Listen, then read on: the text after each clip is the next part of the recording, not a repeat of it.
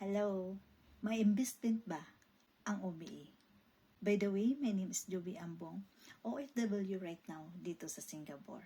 May cellphone ka right now na ginagamit mo at strong internet connection dito, even data man yan. So, welcome ba yan? So, may investment ba sa OBE? Yes, of course.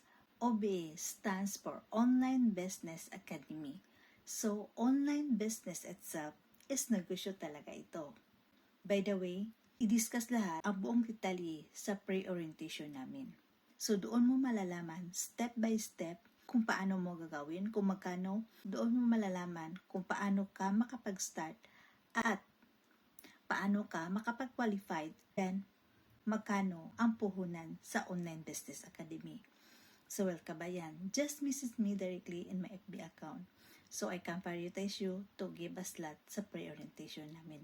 So welcome ba yan? See you in my inbox.